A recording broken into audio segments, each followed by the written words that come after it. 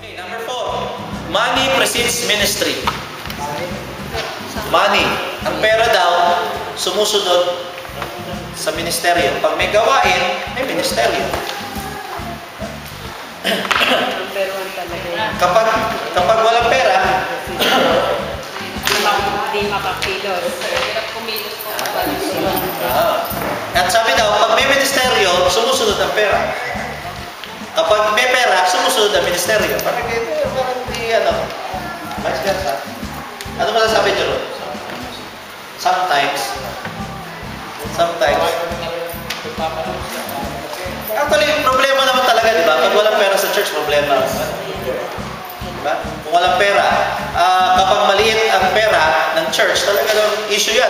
Anong gagawin natin? Paano nga naman tayo magkakaroon ng gawain kung walang pera sa church? Okay? Ito ang ilang tingnan nyo lang ito ha. 3 dahilan ng mahinang financial support ng mga tao. Pag-usapan lang natin ha. Sabi niya rito, low level of commitment resulting from low expectations. Mababa ang commitment.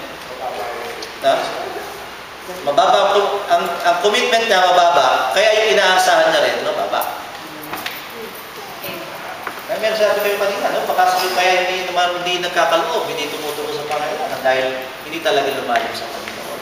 Sabi niya rito, no compelling and unifying vision of what God is calling this congregation. Parang walang malinaw na ano bang pananaw ng iglesia, ng church. Dahil hindi malinaw, walang nagtutulak sa kanila para magkaloob.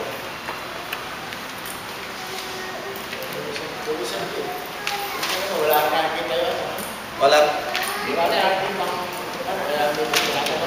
Kaya iba, parang ang idea, baka kaya hindi nagbibigay dahil na wala nakikita pananaw ng church. Walang direction. Isa pa rito, inadequate internal communication of financial needs. Kulang sa pagpapahayag ng financial need ng church. Kasi ninyo, sa church natin, kapag nag-a-announce, yung presider, ganapin po natin ang sacrificial beef offering. Hindi malaman kasi ng miyembro, ano ba ibibigay namin? Hindi maliwanag. And then, natigil tayo sa reporting ng ating financial status. Paano kung magbibigay? Hindi ko nga alam anong kalagayan ng financial na kalagayan ng church. Baka marami na. Kaya in a way, hindi nagiging mahina ang financial status ng church. Pero, ibig sabihin, hindi porket may pera, may ministeryo na. Hindi din porket may ministeryo, may pera na. Parang, meron din tayong part to ibalansihin natin. Kailangan natin i-announce ang gawain, kailangan natin i-demote ng mga kapatid. Tsaka yung aral. Yung aral, hindi malinaw. Hindi malinaw yung aral tungkol sa pagkatapos. Yung aral, dapat tungkulin natin yan. Tungkulin natin mga hindi malinaw yung aral sa kanila. Kaya, vice versa, dapat nagbabalanse yun. Naging obligation lang.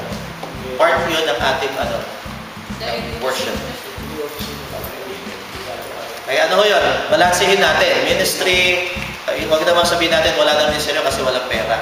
Huwag naman sabihin may pera, kaya may magkakaroon. Hindi ganun. It should be a balance of both ways.